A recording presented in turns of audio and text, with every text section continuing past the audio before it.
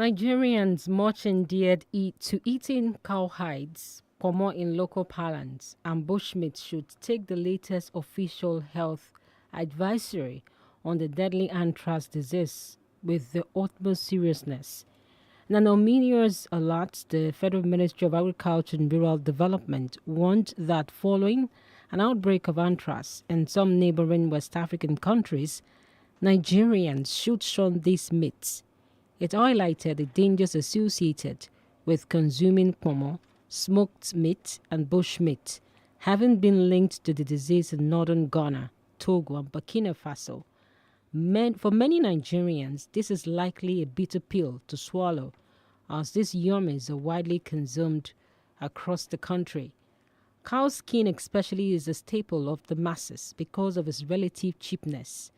And in a country where 133 million are multidimensionally poor, often the only meat that many can afford, bushmeat, is also popular in the rural areas.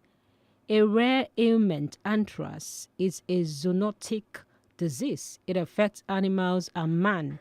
The bacterial disease is transmitted to humans when they're exposed to infected animals or when they consume the contaminated meat of such livestock. Mammals cited include cattle, sheep, goats, camels, and antelopes. Meat from these animals is widely consumed in Nigeria. The authorities therefore have a tough battle on their hands. Health experts state that anthrax often reemerges at the onset of the wet season. This is concerning because the raining season is now in full swing. The ministry named Sokoto, Kebbi, Niger, Kwara, Oyo, Ogun, and Lagos states, whose borders are not far from Ghana, Burkina Faso, and Togo, as the most vulnerable to an outbreak in Nigeria. Prevention is the best antidote. Therefore, the FMAD, the Nigeria Center for Disease Control, and the state health ministries must step up efforts to prevent the disease from infiltrating the country. Vaccination should be accompanied by the inspection and testing of meat at abattoirs and of dairy products before they reach consumers. Most abattoirs in Nigeria are unhygienic. States and local governments must clean up these facilities to protect the citizens from anthrax and other diseases. State governments should each establish corresponding agencies like the National Agency for Food and Drug Administration and Control at the federal level. Nigeria must take this anthrax alert very seriously. There must be sustained awareness on the dangers of contracting anthrax from the consumption of meat from infected animals in the mainstream and social media. The campaign should be sustained at schools, markets, religious centers, and in rural communities where bushmeat is a staple. Laxity is not an option. And on that note, I welcome you to the podium this wonderful morning. It's 32 FM 94.9, and of course is your laughter team station, and we're indeed happy to be back on the podium this morning. It's going to be a lot of discussions for us. We have a lot of issues to deal with, and of course so many developments in Nigeria. And before we go into our discussions proper and also introduce our guests this morning, let's quickly take this asset and of course we'll be back shortly.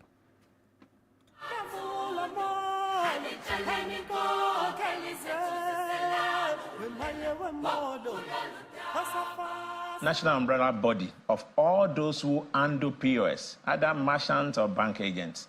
But it's a pity, as we are trying all our best, there are still some that have not really come to register.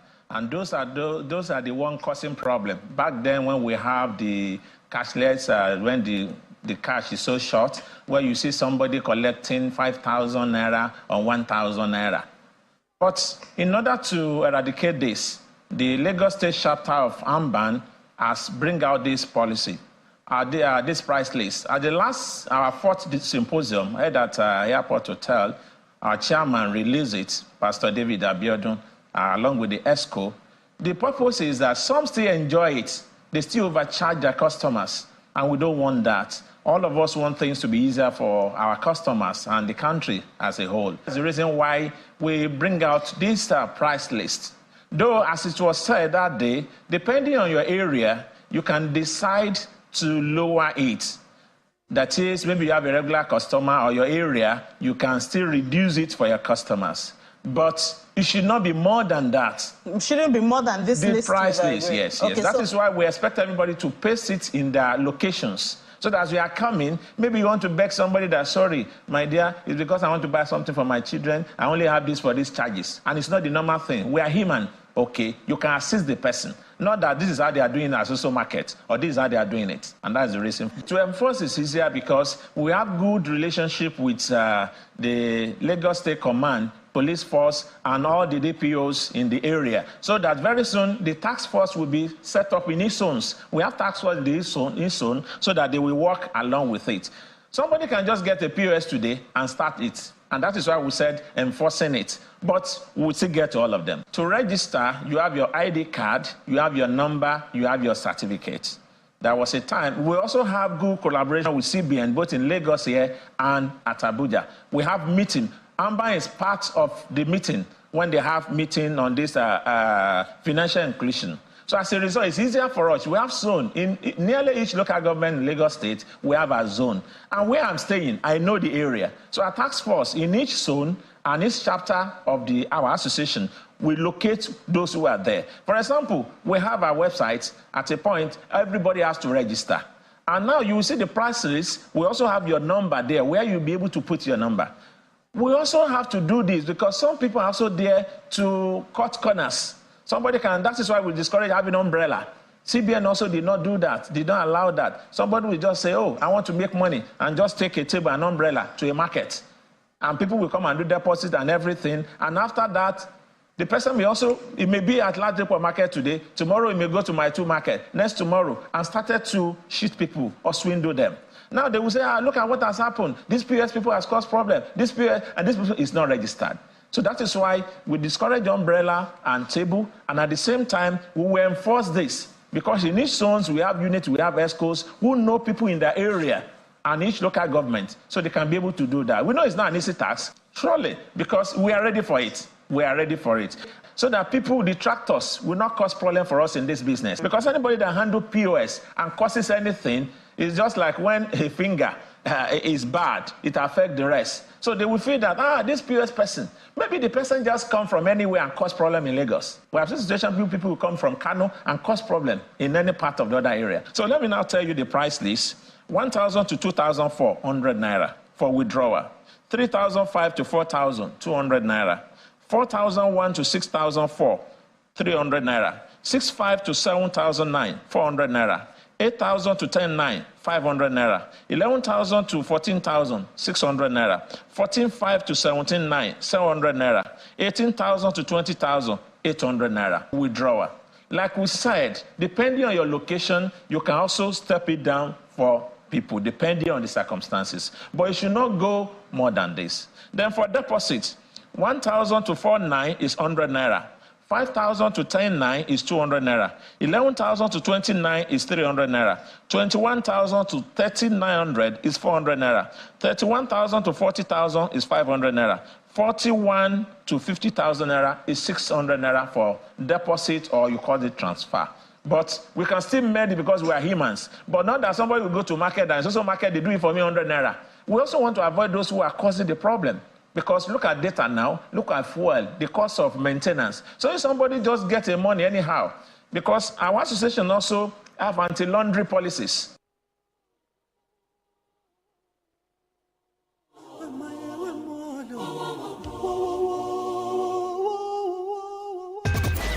FM 94.9.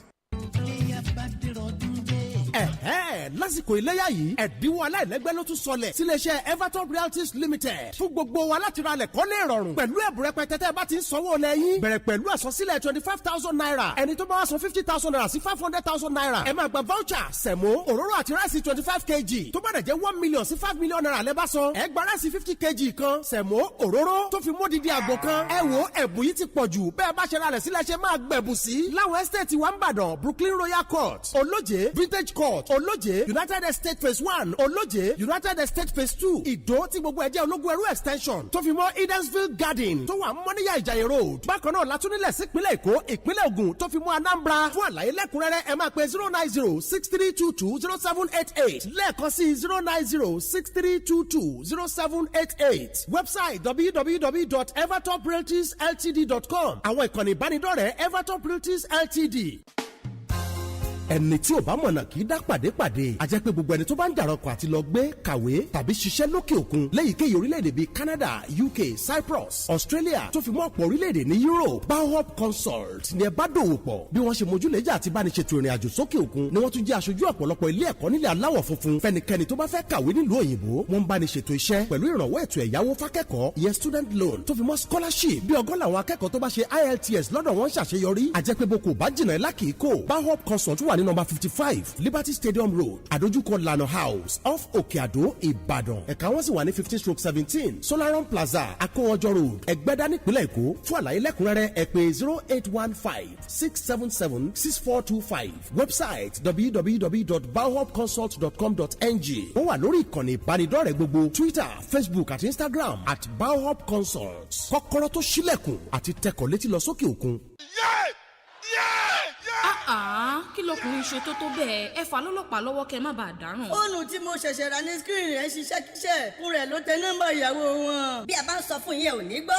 lóòótọ́ ni ilé ìtajà fóònù pọ̀ rẹ́kẹrẹ́kẹ́ ṣùgbọ́n ṣé gbogbo wọn náà ló ta ojúlówó. ilé ìtajà iShow gadget tí mo lè fògbó ẹ̀gbárí tọ́rọ̀ bá dọ̀rọ̀ kára iPhones, Android, laptop ìgbàlódé tí mú iṣẹ́ ọpọlọ yá kankan. kódà wọ́n ta accessories lóníranran tó fi mọ́ àwọn èlò ilé mìíràn. gbogbo ọjà tí wọ́n tà pátá ni wọ́n gbà san díẹ̀díẹ̀ lórí wọn pẹ̀lú àjọsọyépọ̀. kódà báyìí bá ti ra ọjà lọ́dọ̀ wọn lẹ́tùn máa jẹ̀bùn. tó bá wá fẹ́ kí páńkì tó gbé dání bá ọkọ̀ ìyàwó sójà lẹ́yìn èyí. yára mórílẹ̀ iShow gadget tó wà ní iShow building lẹ́yìn Lagos Ìkòròdú garage fanáwọlé Àbáyọ̀mí road Ìwó road Ìbàdàn tàbí kí o pe ẹ̀rọ ìbánisọ̀rọ̀ wọn 09014579517. iShow gadget gbogbo tẹ́ ẹ fẹ́ lójúlówó lẹ́ ó bá lọ́dọ̀ wọn.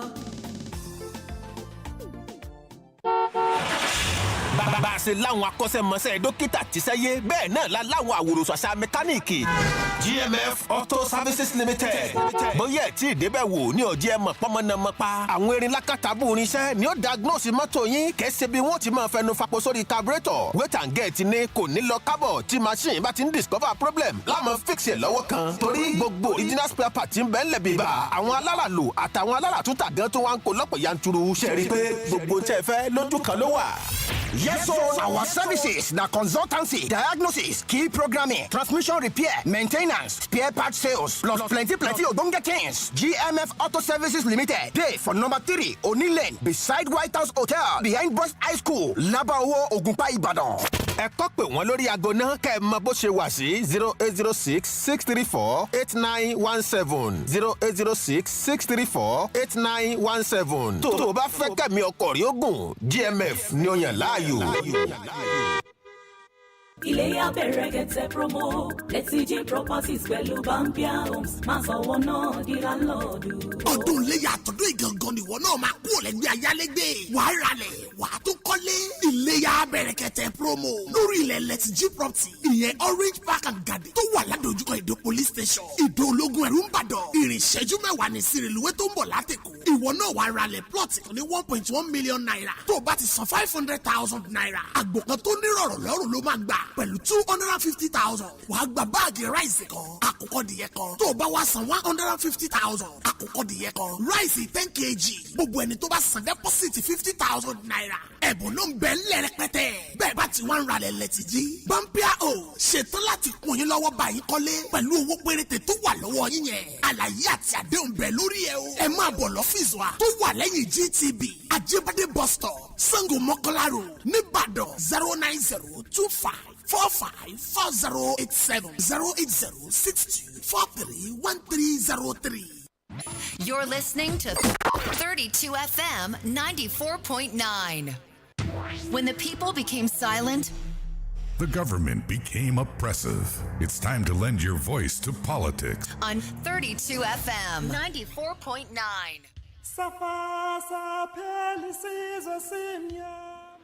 All right, you're welcome back. You're still on to the podium this morning, coming to you from 32 FM 94.9. My name is Gbolabo, Famous School, and of course we have one of our panelists joining us on the program this morning.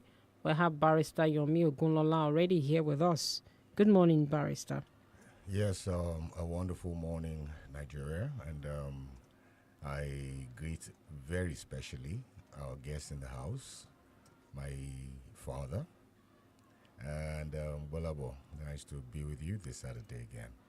Same here too, Barrister. And of course, Professor Remi Ayede will not be with us for a while because he's on a very important national assignment. So I will put it this morning. But we hope to have him virtually join us maybe from next week, but not today. So I guess Professor will find a way or another. He's on transit. We hopefully hope that he'll be able to listen to us and make his contributions maybe much later on. All right, before we go into our discussions proper, let me also introduce our guest. We do have, will I want to say doctor or mister here? We have a very veteran voice when you talk about journalism. And of course, he's been a patriot of the nation, given the fact that he's represented Nigeria and the Philippines at one point as an ambassador to the Philippines from Nigeria. It's great to have this morning Ambassador Yemi Farumbi with us in the studios. Good morning, sir.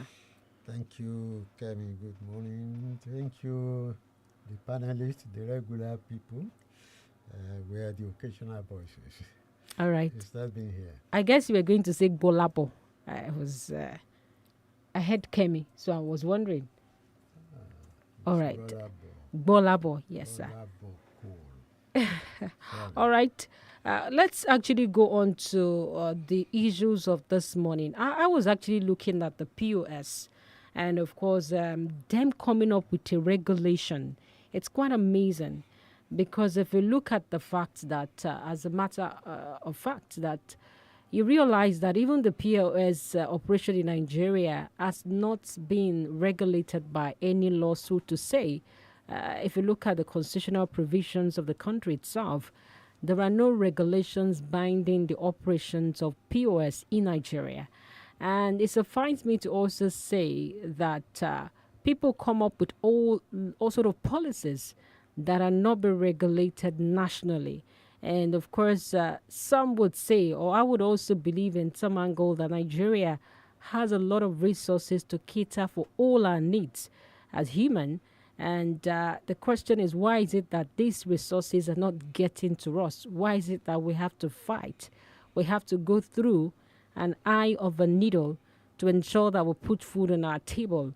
In a country, when you look at the average IGR that should come, the projection that should come from each state is enough to be sufficient for the state from even going to the Federal Capital Territory to go and ask for allocations through FAC.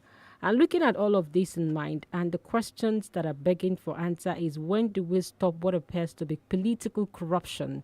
And of course, we do have corporate corruption, which has been going on in many sectors of the economy.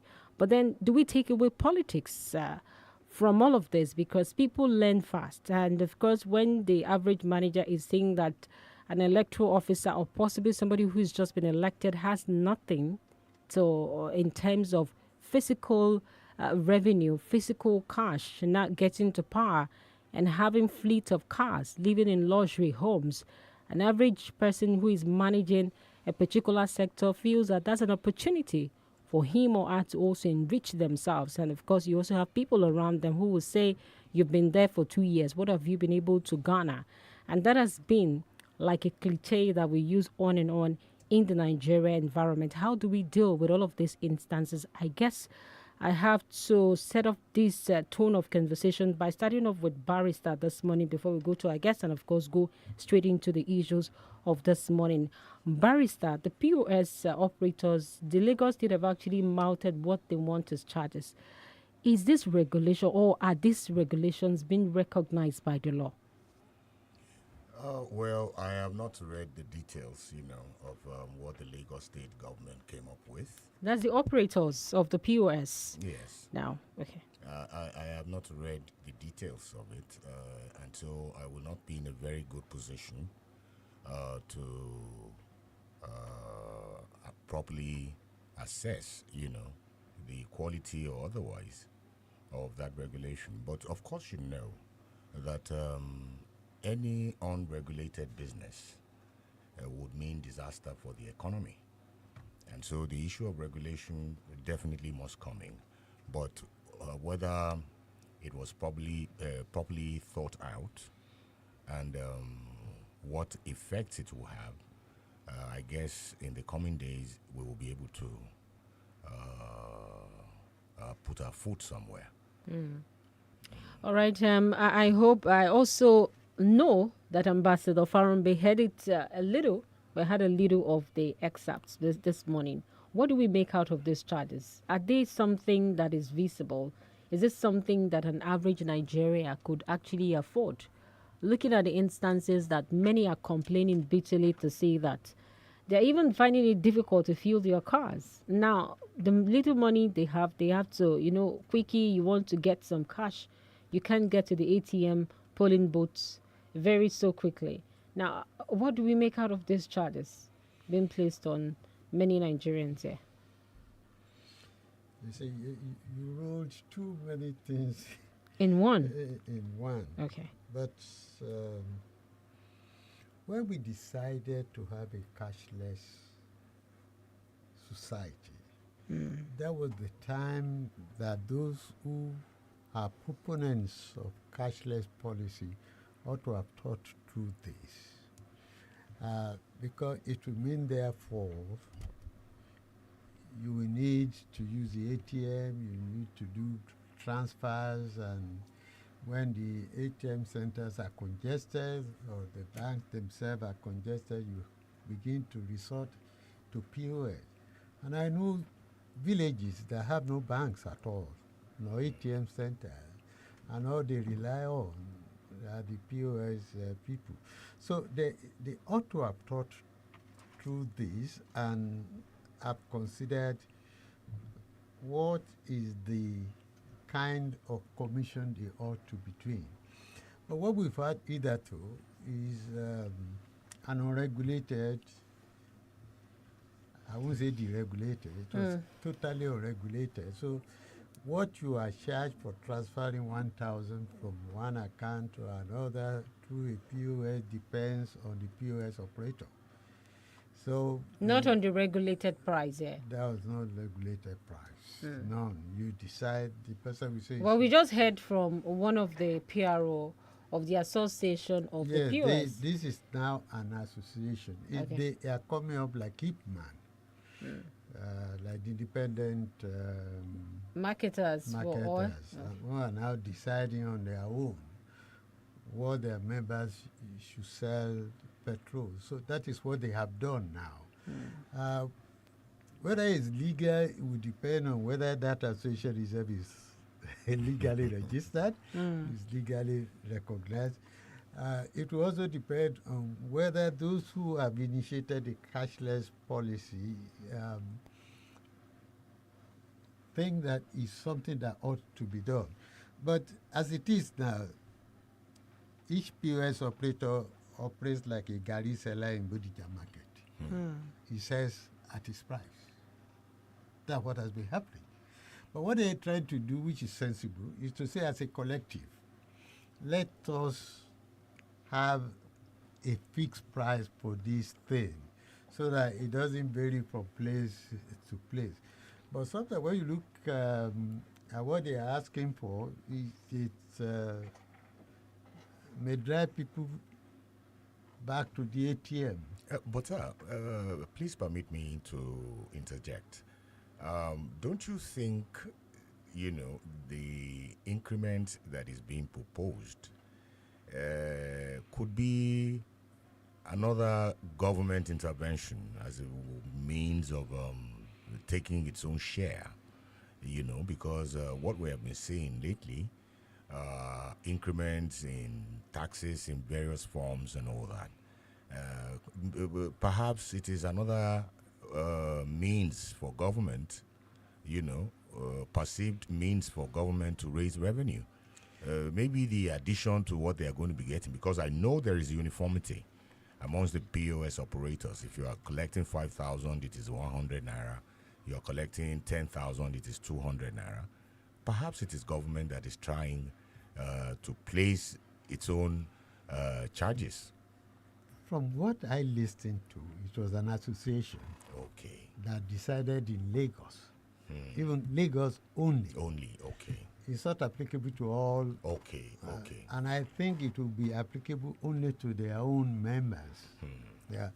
But of course, you should expect this because they too rely on the PS operation for their daily sustenance.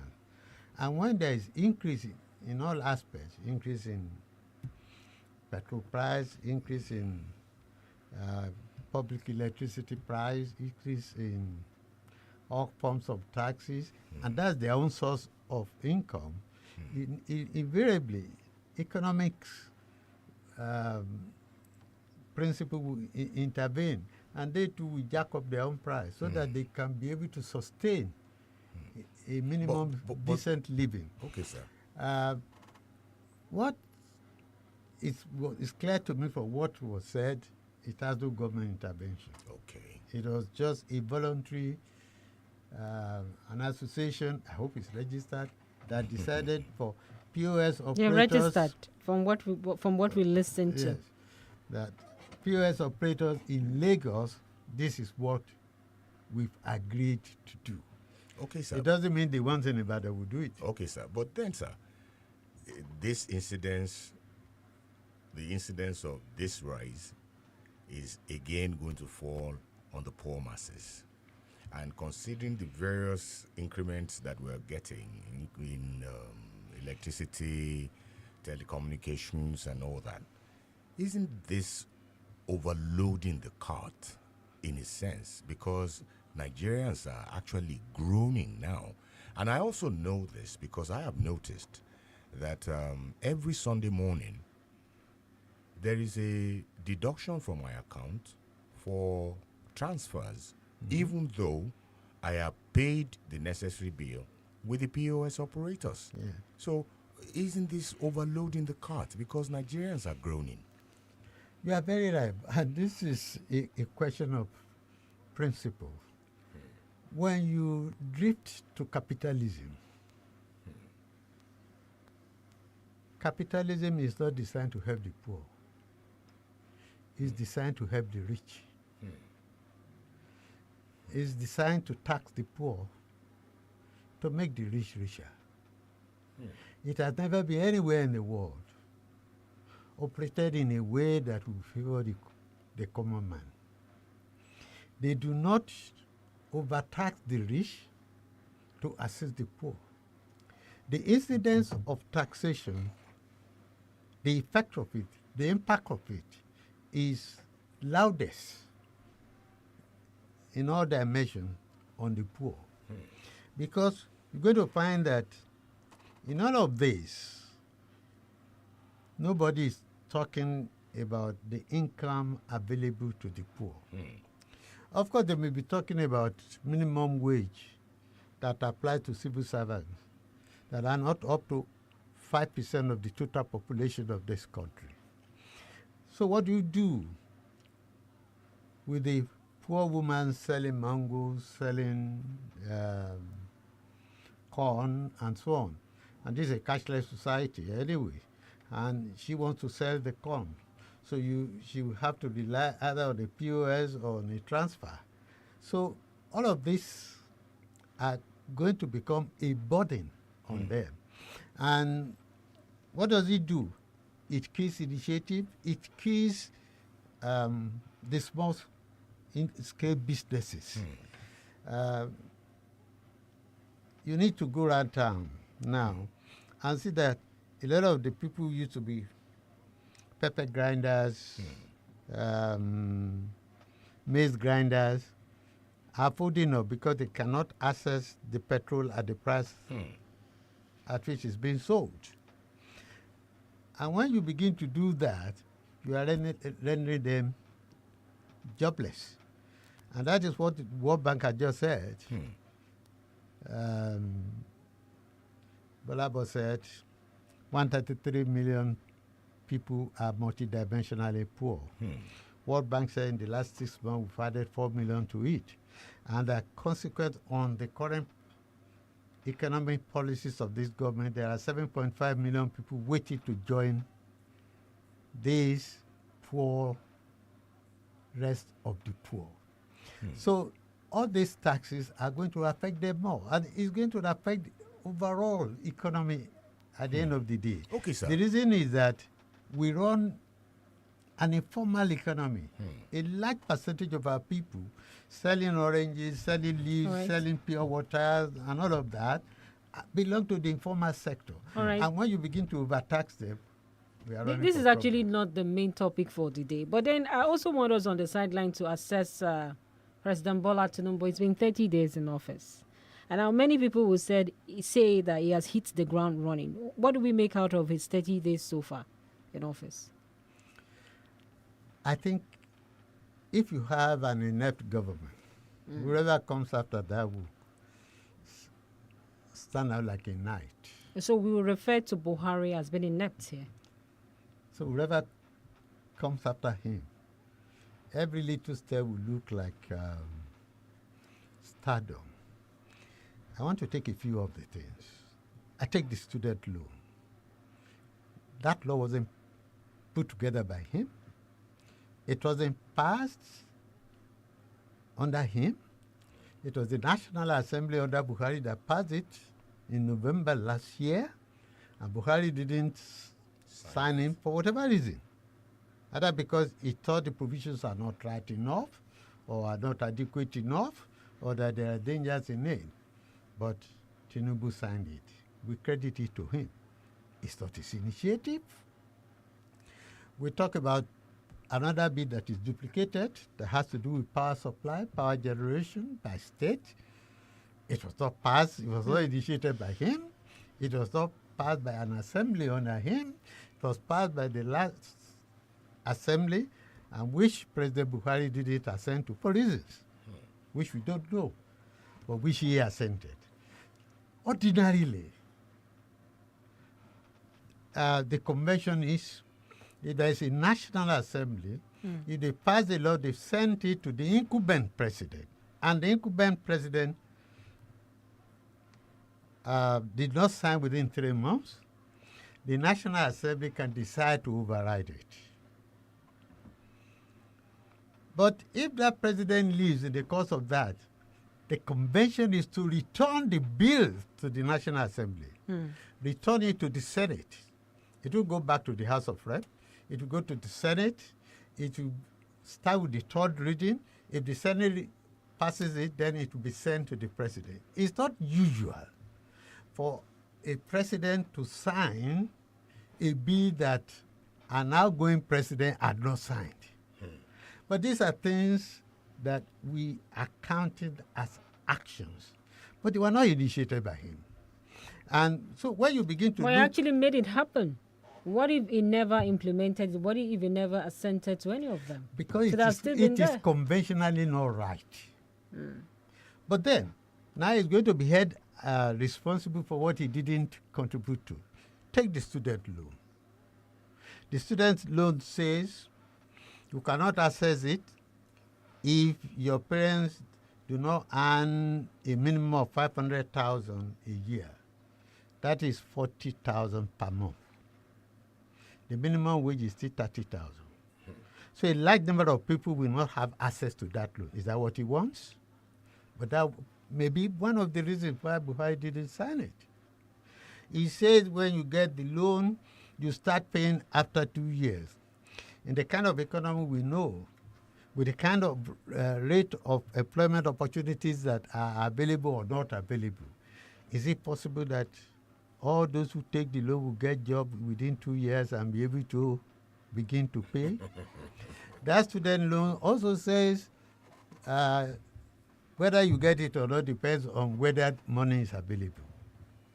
So there are things in that act which he had signed that are not entirely his creation. The plus and the minuses, but because he signed it, it has become his problem. Now let's take the main issues in his administration. He himself has said, as an act of impulse, he declared that fuel subsidy is gone.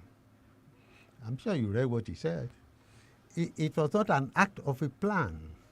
It was not an act of a well-reasoned action. He said he was just reading and that spirit came of him. That courage came and he said, and when I was listening, I said this was not part of the script. And when I got the script later, I knew it wasn't part of it. He said, fuel subsidy is gone. It was a sentence that was hanging. Anybody who has studied political decision-making knows that if you want to take that kind of decision, yes, you need courage finally to decide, but you have to look at the options. What are the options available? What are the consequences of each option? What will be your solution to the consequences of the options? Now we took a decision of a removal of fuel subsidies. Everybody has been clapping for it. They say it's a matter of courage. Nobody has been able to establish to me that there was indeed a fuel subsidy, because I know in 2012 he himself personally signed a release saying fuel subsidy is a scam. I thought we ought to have been told when they became born again and saw that there is fuel subsidy and how the fuel subsidy arose. Let us accept there have been fuel subsidy. Therefore, they said now we have saved 300 billion. More than 4 billion. And by the end of this year, it will be 1.3 trillion. And I clapped. That's a good and we spend like 4 billion naira every week or 3 weeks to actually pay for fuel. I'm so excited subsidy about it. But you don't take a decision, and after taking the decision, you start looking at what to do with the effects. That is not proper decision making. That's not what I thought of Tinubu. I thought Tinubu is a very streetwise person. He's worked in, he'd be a treasurer of a big oil company, so he will know that when you take a decision, you look at the consequences and you begin to provide for the consequences. Now we just setting up committees. What are the palliative that we need? Is it palliative? They said, yeah, we're going to buy buses. Does that help the poor pepper grinder that cannot accept fuel any longer? So I thought that we're going to have a government that, for a change, will have a comprehensive plan for almost all the aspects of our economy. It's not that we will be stumbling along, which is what to me is this. Now each state is, you saw what Kwara did. They are now going to work 3 days in a week. Exactly. All right, Doctor, we have to go on this break. We have to pay some bills. Okay. Once we come back, we'll still continue with these discussions.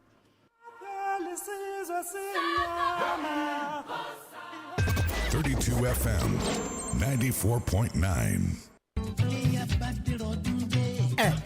lásìkò iléyà yìí ẹ̀dínwó aláìlẹ́gbẹ́ ló tún sọlẹ̀ síléeṣẹ́ Everton Realties Limited fún gbogbo wa láti ra lẹ̀ kọ́lé ìrọ̀rùn pẹ̀lú ẹ̀bùn rẹpẹtẹ tẹ́ bá ti ń sanwó lẹ́yìn bẹ̀rẹ̀ pẹ̀lú àsansílẹ̀ 25,000 naira ẹni tó bá wá san 50,000 naira sí 500,000 naira ẹ máa gba voucher sẹ̀mó òróró àti ráìsì 25 kg tó bá dẹ̀ jẹ́ 1 million sí 5 million naira lẹ́bá san ẹ gba ráìsì 50 kg kan sẹ̀mó òróró tó fi módìdí àgbò kan ẹ wo ẹ̀bùn yìí ti pọ̀ jù bẹ́ẹ̀ bá ṣe ra lẹ̀ sílẹ̀ ṣe máa gbẹ̀bùn sí láwọn estate wa ń bàdàn Brooklyn Royal Court Olóje Vintage Court Olóje United Estate Phase 1 Olóje United Estate Phase 2 Ìdó tí gbogbo ẹ̀jẹ̀ ológun ẹrú extension tó fi mọ́ Edensville Garden tó wà Mọ́níyà Ìjàyè Road bákan náà látúnílẹ̀ sípínlẹ̀ Èkó ìpínlẹ̀ Ògùn tó fi mọ́ Anambra fún àlàyé lẹ́kùnrẹ́rẹ́ ẹ máa pe 09063220788 lẹ́ẹ̀kan sí 09063220788 website www.evertoprealtiesltd.com àwọn ìkànnì ìbánidọ́rẹ̀ẹ́ Everton Realties Ltd. ìfọ̀kànbalẹ̀ tó papọ̀ mọ́rọ̀rùn iléeṣẹ́ Yemsond Enterprises ló gún wá sí Yemsond Enterprises òdú tí kìí ṣàmọ̀fólókò nídìí èròjà ohun èlò ilé tó ń lona lóríṣiríṣi bíi tẹlifíṣọ̀n freezer air conditioner washing machine fíríjì rabandẹ̀rabandẹ̀ àti gas cooker lórí ìrànràn báwo lẹ ṣe ń fẹ́ sí lórí ọ̀pọ̀lọpọ̀ ohun èlò ilé tó ń lona Yemsond Enterprises ló mójúlẹ́jà ẹ̀ yàtọ̀ sí tẹlẹ́nu torí nǹkan míì kọ́ wọ́n dé àwọn ṣe jẹ́ bẹ́ẹ̀ mi díje ló tún rọjú fún gbogbo oníbàárà wọn ní báyìí àrà tuntun tó tún rọ̀ bí òjò ní Yemsond Enterprises ní tàwọn ọ̀kadà tuntun tó fi mọ́ jẹnẹrétọ̀ tí wọ́n tún kó wọlé látòkè òkun. àjẹpẹ́ boko ọba ti jìnnà ilá kìí kó. Yemson Enterprises kalẹ̀ sí olówó tí ń fowó ṣàánú business complex Ìwó Road Ìbàdàn. ẹ̀ka wọn sì tún wà lẹ́bàá mọ́sálásí ìjagun gbági Old Ife Road Ńbàdàn tó fi mọ́lá dojúkọ Nipco filling station Àpáta pẹ̀lú ọlọ́nà filling station Àkànfẹ́ Road Amúlòkó Ńbàdàn. bẹ́ẹ̀ ni wọ́n wà nílé Ifẹ̀ àtòṣogbo nípínlẹ̀ Ọ̀ṣun. ẹ pè wọ́n sórí 08038789238. Yemson Enterprises òǹrajà pàdé òǹtajà ìrọ̀rùn dé. Ladies and gentlemen, let me introduce to you a superb place where you can get all kinds of clothing materials you need. Pastor's Shop is the place. Oh yes, Pastor's Shop is a dealer and supplier of all kinds of materials like senator, trouser materials, German wool, Australian wool, chinos and gabardine, sweet materials, cordless, guinea, ashoke, voile, damask, head tie, and so many others. Whatever the kind of latest material you need, you will get them at Pastor's Shop, situated at New Baggy Market, Green Block, C128, C136, and C140. Pastor's Shop sell and send materials to people all over the country and even outside the country. You can contact them on this number 080-347-56248 or 080-520-23076. God bless you.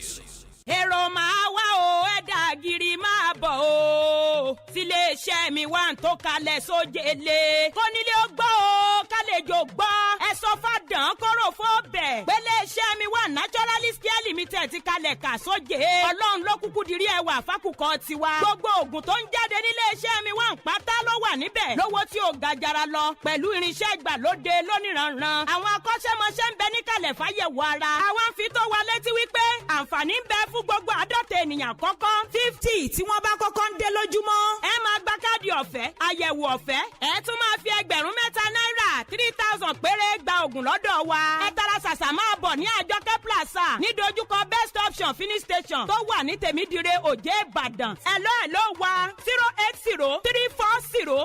08034041533 ẹ̀mí wa ló sọ wípé ànífà ìsàn sọdún o.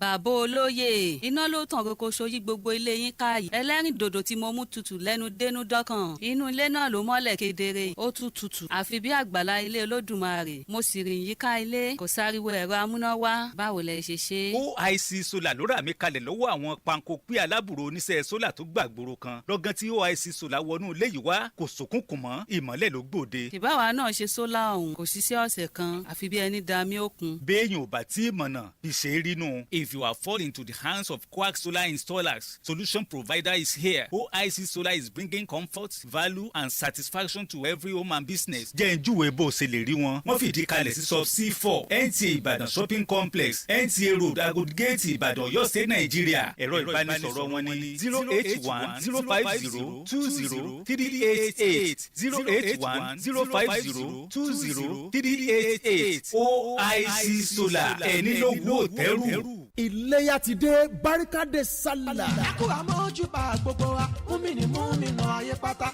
ọdún iléyá tún ti wọlé wẹ́rẹ́. ilé ìtajà àrà ọ̀tọ̀ Living Proof Supermarket ní kí gbogbo mùsùlùmí kú àmójúbà ọdún iléyá tó wọlé wẹ́rẹ́ ẹ̀mí á ṣe púpọ̀ lókè èpẹ̀ lásìkò ọdún iléyá yìí ọ̀pọ̀ kú ọ̀yọ̀kú lẹ máa ra ohunkóhun tẹ́ ẹ bá ń fẹ́ pẹ̀lú ẹ̀dínwó aláìlẹ́gbẹ́ nílé ìtajà Living Proof Supermarket ohun tẹnu jẹ gbogbo mímu lóríṣiríṣi ìparí ìpara ọ̀pọ̀ ohun èlò ilé bákan náà làwọn àjẹgbádùn tá à ń fi fúláwà ṣe bíi búrẹ́dì wa àtàwọn mádùnmádùn míì rẹpẹtẹ kódà oúnjẹ ní eatery wa àjẹgẹ́kajẹ ni pẹ̀lú owó péréte àjẹpẹ́ lásìkò ọdún iléyá yìí ẹ tètè máa dà gírì wọ́n rajà láwọn ẹ̀ka Living Proof Supermarket tó súnmọ́ yín a wà ní Pinnacle Building Fẹ́lẹ́lẹ̀ Old Matam Pharmacy Leach City University tó fi mọ́ Bódìjà àtẹ̀yí tó wà nínú ilé epo Total Filling Station ládojúkọ UMC ní Mọ̀lété Ńbàdàn ẹ má gbàgbé pé tẹ́ ẹ bá ti rajà tó lé lẹ́gbẹ̀rún lọ́nà ogún sókè lẹ́ẹ̀ma gba free shopping voucher àti àlékún customer loyalty points fún àlàyé lẹ́kùnrẹ́rẹ́ ẹ pè 081-8888-7120 Living Proof Supermarket lóní àṣeyí ṣàmọ́dún amínà. Makole Marale. ọdún iléyá wọlé wẹ́rẹ́ bá wa láàyè dẹ̀ra alihamdulilayi.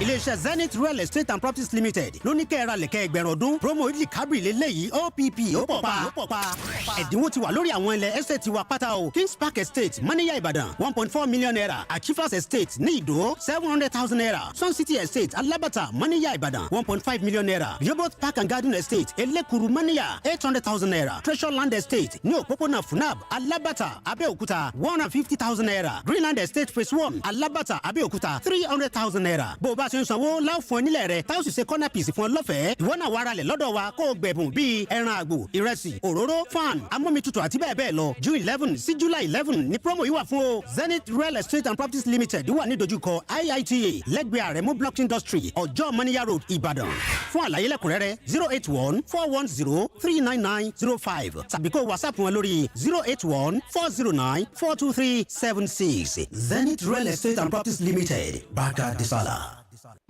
You're listening to 32 FM 94.9. When the people became silent, the government became oppressive.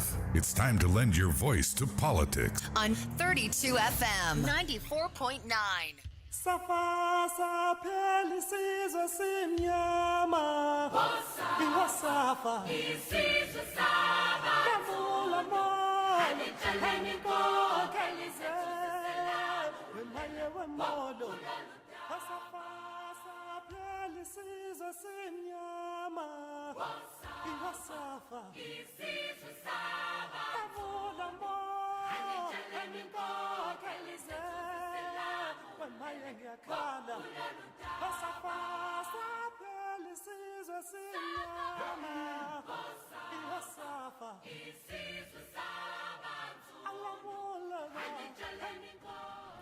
All right, you're welcome back. You're still on to the podium on 32 FM 94.9. My name is Gbolabo, famous school. And of course, one of our panelists is still in the studios this morning. We have Barrister Yomi Ogunlola and our big guest in the studios, Dr. Yemi Farumbi, the former ambassador to the Philippines. All right, before we went on that break, I guess, Barrister, you have a question. Yes.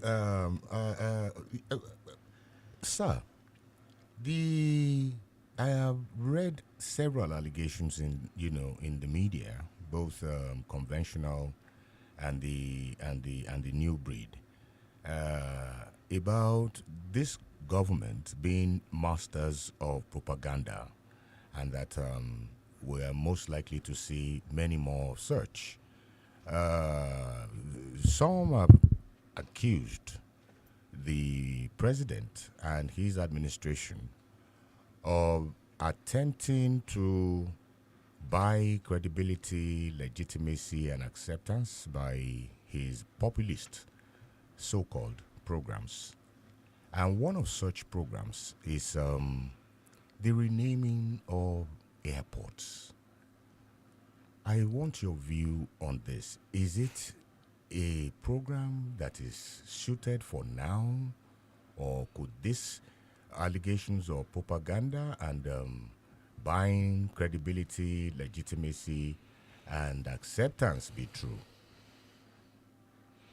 Honestly, the name of the airport, I laughed because I knew that President Buhari renamed the airport in the last week of his action when he was doing a restructuring of the aviation ministry. He renamed the airports. And I looked at the names given under President Tinubu and the names given under President Buhari, except that Buhari now has an airport named after him. There is no change. Nothing at all. Under Buhari, but there was Akitola Airport. Pataka was Awolowo Airport. Akure was Olumuyiwa Airport. There was an airport for General Usman Katsina. There have been no change. You see, in an attempt to give the semblance of movement, we've been going in circles. I talked briefly about the bill on electricity. 3 months ago, Buhari approved 16 amendments to the Constitution. And one of them was that the states could generate electricity, transmit and distribute. One of the bills brought again for President Tinubu to sign, which he signed, has to do with this electricity too. So they had been, to me, in an attempt to give the impression that there is action, a recycling of things that have been done. The name of the airport was irrelevant, given the kind of situation we found ourselves after the crisis of withdrawal of subsidies.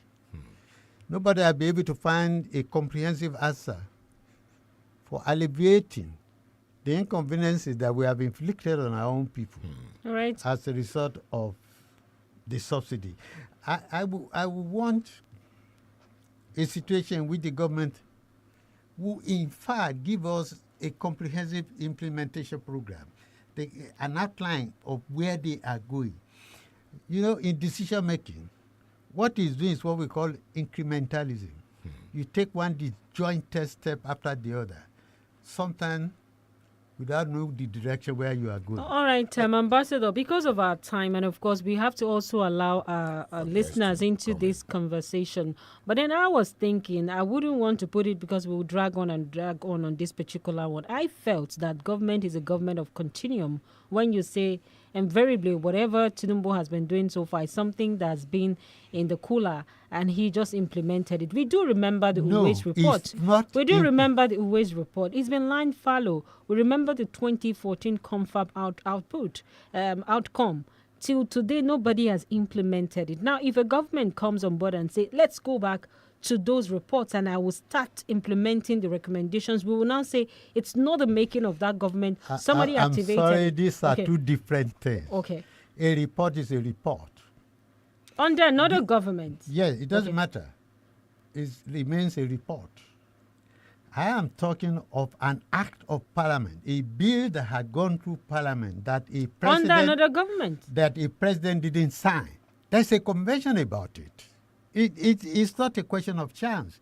Yes, I can dig up any report. I can bring Uwais report. I mean, I expect that somebody one day will be wise enough to look at the 2014 constitutional the conference report, and he will look at the 600 unanimous resolutions and see how we can use that to restructure this country, to bring, make government more transparent, more accountable, to bring government nearer the people, to devolve power more to the people.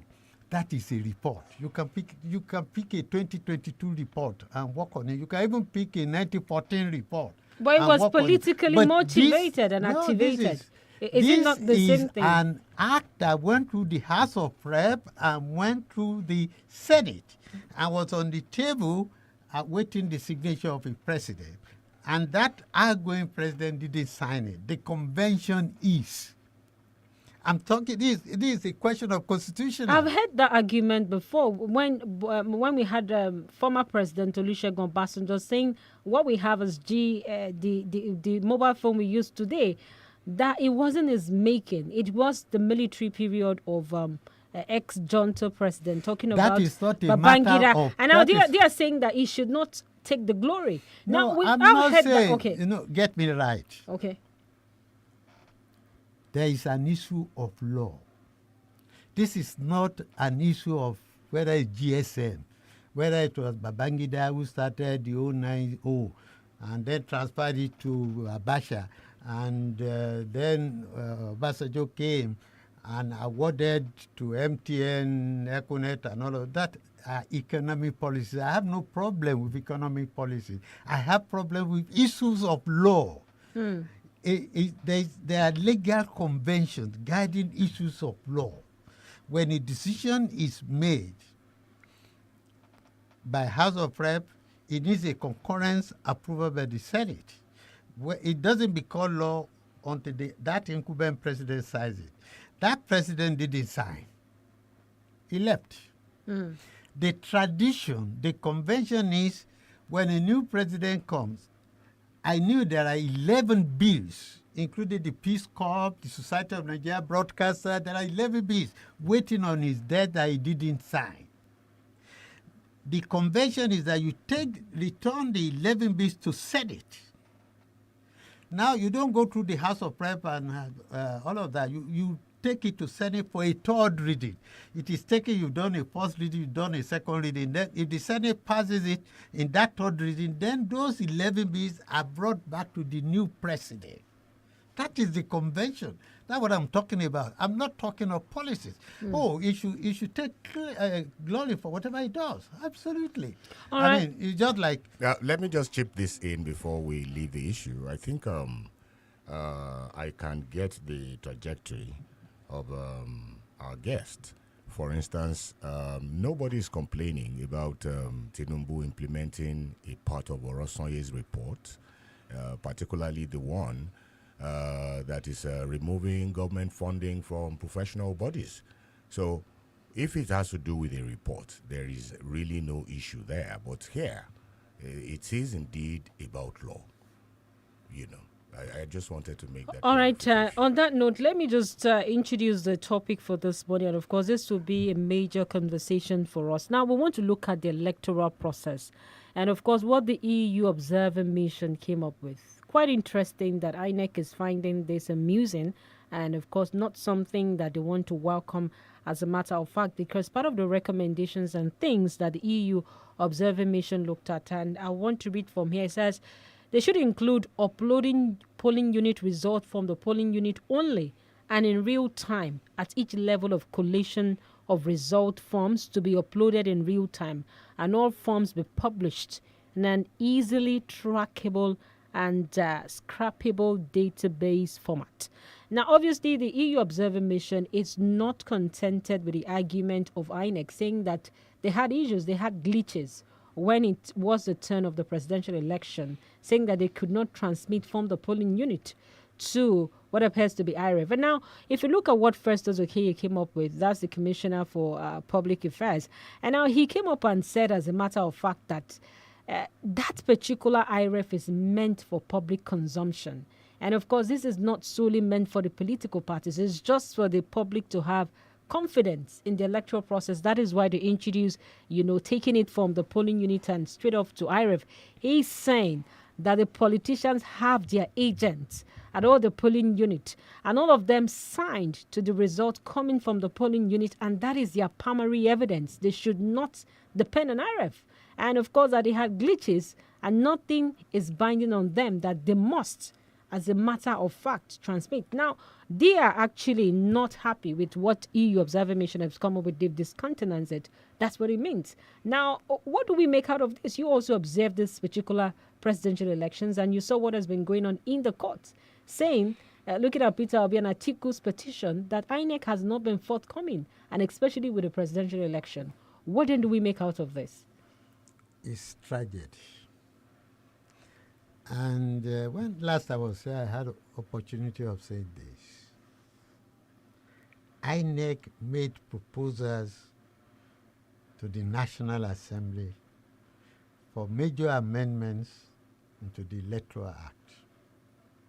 There was a lot of argument about introducing technology into the electoral process. I know that Senate was in fact opposed to it, but INEC went there, supported by the telecom people, that they have the capacity to upload the results directly from polling units. It is a matter of law. It did not say may.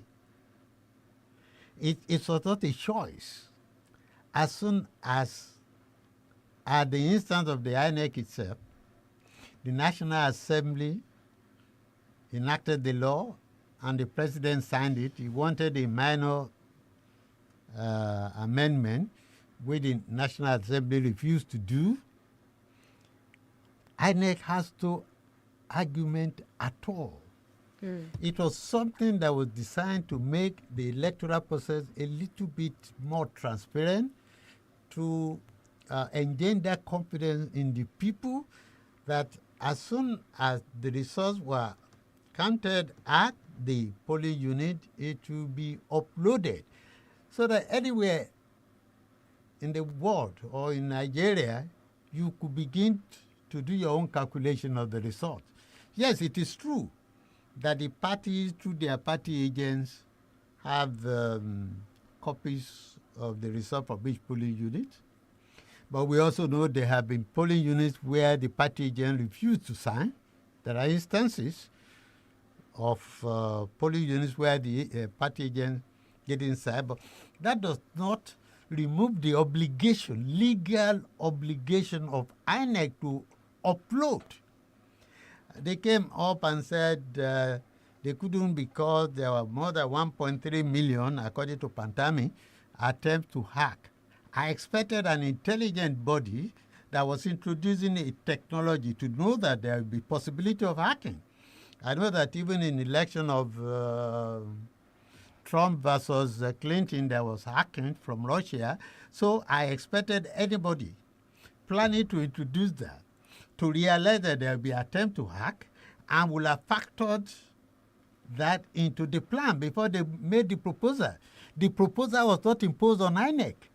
INEC made that proposal and it was approved and converted into law. So what EU is saying is what a lot of us are saying. It is a shame that this is a country that is not governed by the laws that we made. Nobody imposed the laws on us. We had a choice not to put it there.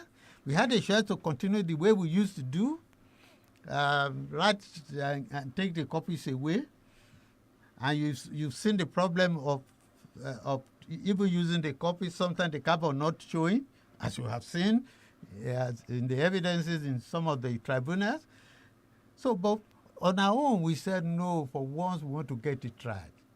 Because Buhari said he wanted to leave a legacy, if it's only one legacy, of an open, credible electoral process. So what is the question of the primary evidence INEC is talking about in the hands of the political agents at the polling units?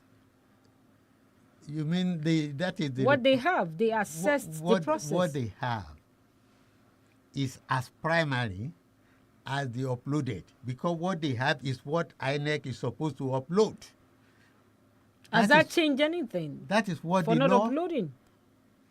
Well, I don't want to make a judgment of that because that's before the course of appeal and all of that. It's become a contempt of court. But I think INEC should just keep quiet or apologize to all of us. But is that not an assumption that INEC is guilty? That's already a judgment on INEC. No, I'm not saying that. Because you said that they should apologize. They should apologize because 7 times, the national chairman of INEC came on national television and assured Nigerians that the results will be uploaded. Now, Doctor, let me come in here. I think some time ago, I brought up a judgment of the Supreme Court, a 2022 judgment of the Supreme Court that held that any subsidiary legislation that is made pursuant to a primary legislation is law, and that the court will take judicial notice of it. That was the case of Access Bank and Ogboja or something. It is in 1922. Incidentally, I was here that day. Wonderful, sir. Now, INEC made the regulations and guidelines for the conduct of elections in 2022 a subsidiary legislation, but it is now saying that it is not bound by it and it can use discretion. Because I think this appears to be the crux of the election petitions that is currently before the courts. Because I also saw that you used the primordial verb shall, that it is mandatory on INEC to abide by the guidelines and the regulations of for the conduct of elections. By not so abiding, can't this be termed illegal interference with the process of election? Can it be rightly termed illegal interference, with the process of election? I wish I'm knowledgeable in law, but as a social commentator, one of the things that fascinated me about the Electoral Act were all these provisions. And I was so excited that for once we're getting it right. We're going to have a very transparent election that all of us can sit in our room and monitor it. And at the end, nobody will be able to say, I have been rigged out and so on. But when the Electoral Management Agency chooses which aspect of its law to obey, then something is fundamentally wrong. Something is wrong. Particularly, we know they have experimented with some governorship elections in Anambra, in Ekiti, in Osun, and it worked. So we started asking ourselves, why did it not work in this critical area? It would have been a different thing if they were uploading. And in 10% of all the polling units, there were problems. That would be understandable. It can be technical error, it can be power failure, and so on and so forth. But for it not to be uploaded as a decision to disobey their own law. All right. I was actually listening to Barrister. Of course, the word shall. And I think I've also sat in a particular court case where that was debatable. Now, by some senior advocates of Nigeria, they said shall is not compelling. It's not a must. It says shall. So now, if you look at the provisions of the Constitution, is it not a lot dicey, or are there not lacunas somewhere? Because if you could have senior lawyers saying, as a matter of fact, that the word shall is not compelling because it's not a must, it says shall. I don't think. Sorry, but if you look at that, no, I don't think that question is. No, really. Let him. It's actually for him. No, why? Because he's not a lawyer. Even at that, but then as a social commentator, as a user of the language, exactly. Okay. As a user of the language, there's something compelling. That is the understanding. We talk about frame of reference in our business. That is our understanding. You know where I'm even going to? The issue of semantics. Is it not the major problem of Nigeria? Because you realize that when there are some certain policies of government and you have instances of issues of law, we have a lot of semantics being used here.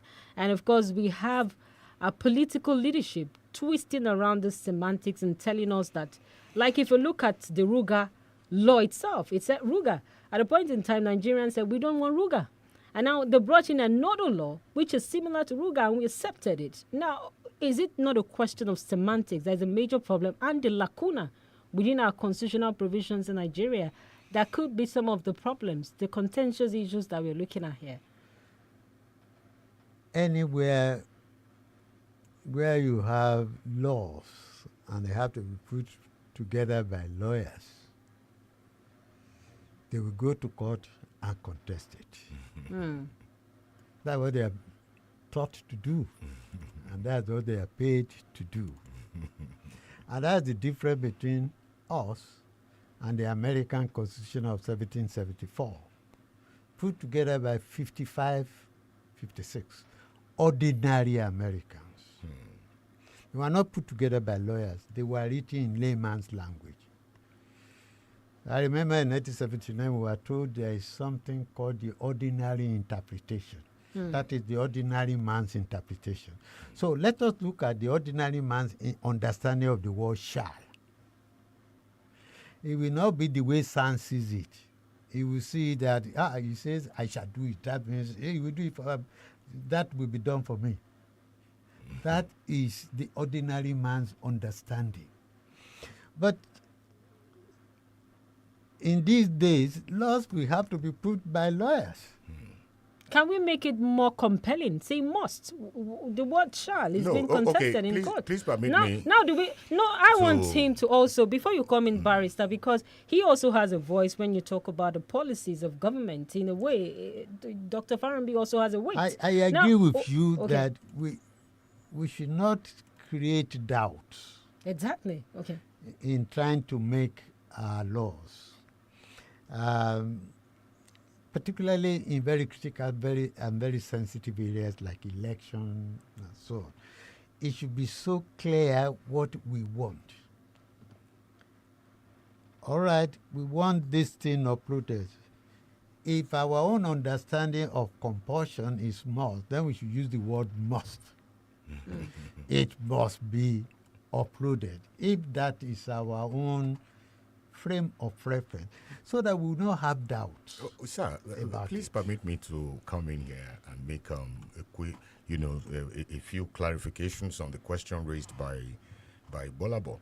Yes, if a law is unambiguous, the rules of interpretation say you should give it the literal interpretation, the simple English interpretation, like Doctor was saying, understandable by everybody. But if you look at the word shall and may, I want you to go back and read the submissions of the Senior Advocate of Nigeria that you read. I was in court. Oh, okay. You see, I was in a court case. Good. You see, it will depend again on the context. Do you know that may, the primordial verb may, can mean shall? And in some circumstances, shall can mean may. That is, it is permissible, to go that way. But the provisions of the law and the authorities from the apex court, where the provision of the law is imposing a duty, and the word, even if the word may is used, the court will interpret it to mean shall, because it is imposing a duty. All right? So, where it is imposing a duty on a public officer, even if may is applied in that provision, the court will interpret it to mean shall. So, there is really no need for the must coming into it. Yes, but I do agree with you that it is better we come to the ordinary man's language. We have particularly if we are Nigerian. Exactly. So if well, you look at away from semantics, if you look at the guidelines and the regulations and guidelines for the conduct of conduct of elections 2022, it imposes duties. And so if the word shall is used there or may is used there, it is going to be interpreted mandatorily. That it is mandatory to do so. And I think that is the position. In the context of INEC, do we now say it's mandatory? Because that is why INEC is saying that it has the discretion to decide whether to upload the cannot result. Overtake law. I just cited a 2022 Supreme Court case, Access Bank and Ogboja, that said subsidiary legislation that is made from a primary legislation is law. Once it is law, discretion has no place. Now, would we now say, let me go back to Doctor, would we now say from barrister's submission, the INEC acted with impunity when it came to the presidential election itself here? They didn't know that. I think it was a decision to disobey the law. That's the impression I get, even from all of these excuses. When you now read what EU said, as a Nigerian, I feel humiliated because they are telling us to do what we say we will do. They're not asking us to do something different. They just say, to make your election engender greater trust, more fair, more free. I'm not using freer. More free, more fair, more acceptable, more respected. Do what you promise to do. It is shameful for us as a country. Now, would we now blame that on systemic failure? Because the EU Observing Mission also mentioned instances of systemic weakness in Nigeria. So would we now say that that is the main problem we're having? Looking at even level of governance or the structure of governance that we picked up to operate upon. Because if you look at the EU or the UK, the kind of system they run on, it's not the same thing with our democratic structure where we have two legislatures, so to say, two houses of assembly here. Now, would we say that we need to change our structure of governance in the country? For a nation that wants to find excuses under the guise of systemic failure, whether you have uni or bi, you will still have that excuse. We chose on our own, though imposed on us by General Muritala, to go presidential. But we accepted it. And that meant we accepted to have a House of Rep and a House of Senate. It doesn't matter now whether you have only one house. If you are not going to upload results in House of Rep or a House of Senate, even if you have half house, if you decided that you will break the law, you will break it. It's just that we have not reached a situation, and it's so painful that we will find it compelling for us to obey our own laws. Nobody forced this law on us. Nobody has INEC to offer it. In fact, when Senate said we will not be able to upload, there are areas that will not have coverage, INEC should have agreed. But they said no. They brought the telecom operators to prove to Senate that all over Nigeria we have the capacity to upload. Nobody forced them.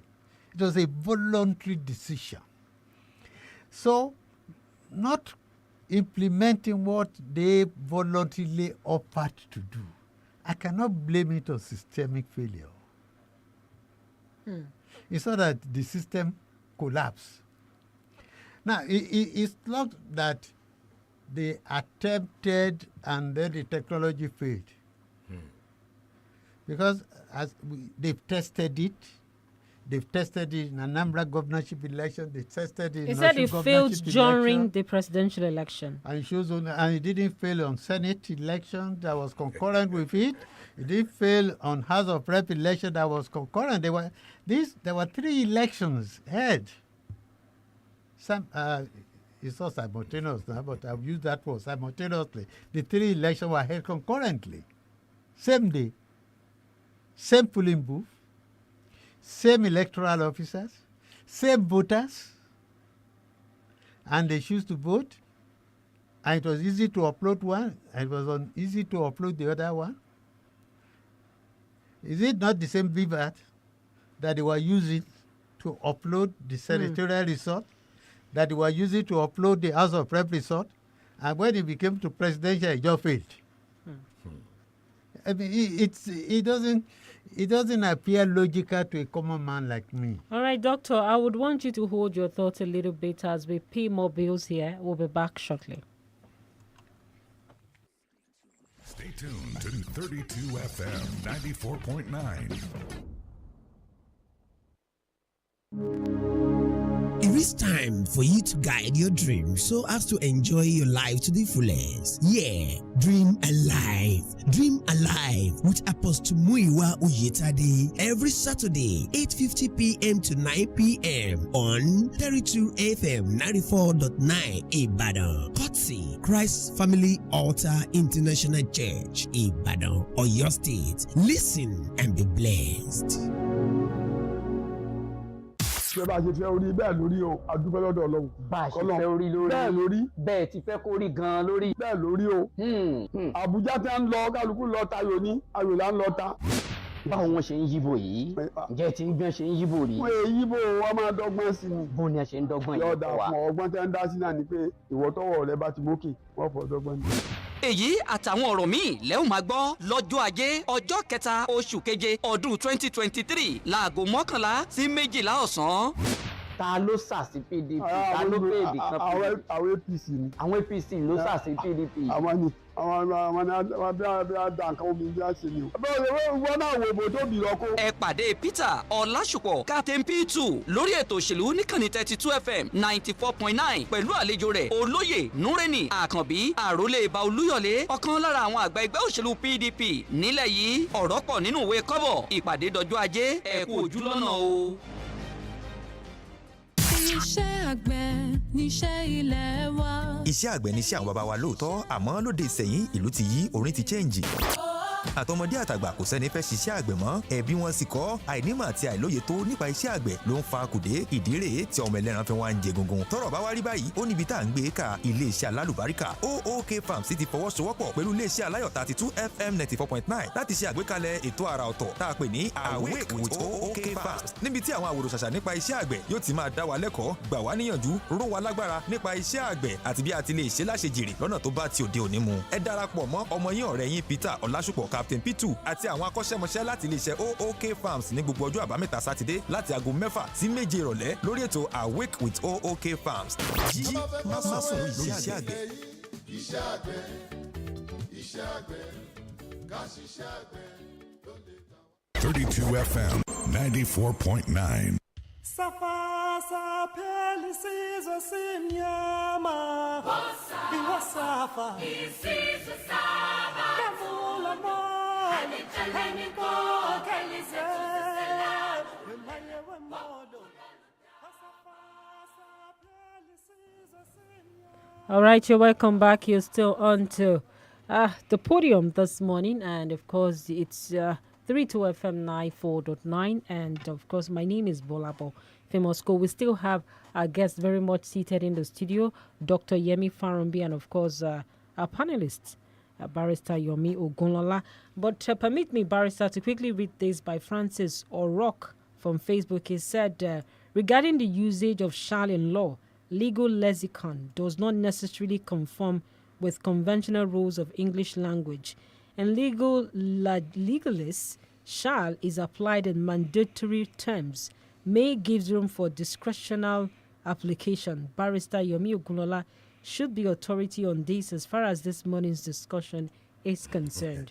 All right, because it also has a legal background here. All right, please go ahead. I'm sure that our friend is a lawyer.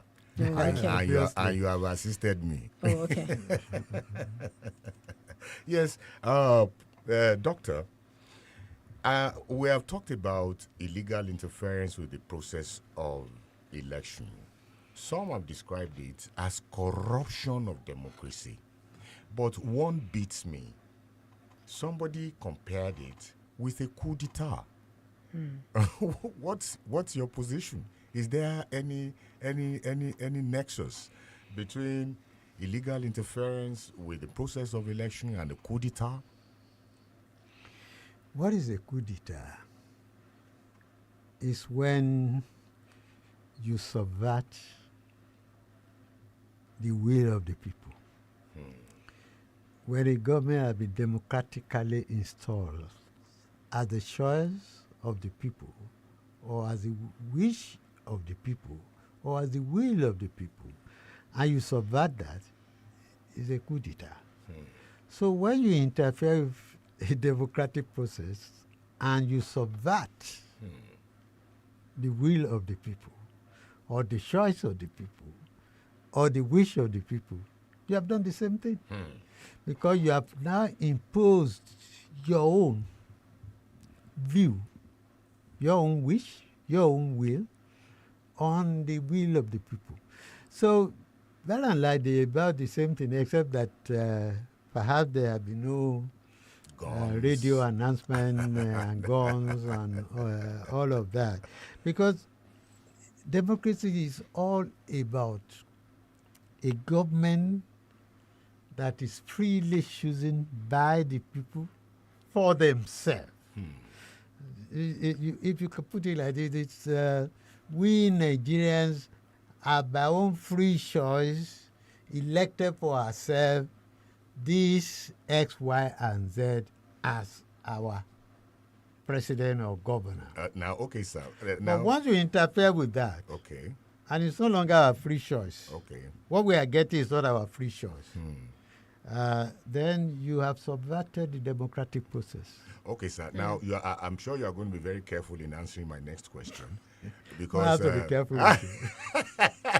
Yeah, because I know the pressmen are out there and they're listening, and you may be headline tomorrow morning, depending on the answer you give to the question I am going to ask now. The 2023 presidential election, would you consider that, given the interpretation you have given us, would you consider it a coup d'etat? That will be taking over the responsibility of the Supreme Court. Okay. Because you see, according to our own constitution, the electoral process is not concluded until you have the final decision, particularly when a case is in court. Of the apex court. Of the apex court. Right. So when we have a judgment by the apex court, then we'll know whether there will be a substantial subversion of the legal, the electoral process that will enable anybody to see whether a coup are taking place or not. But for now, they're still in court of appeal. After that, they can still go to... All right. I guess at this point... You have shown, you see, a doctor has proven to be a diplomat. You know, they tell you diplomats never say no. When they say yes, that's when they mean perhaps. And when a diplomat says perhaps, that's when he's telling you no. But no real diplomat will tell you no. And that's what doctor has done this morning. Okay,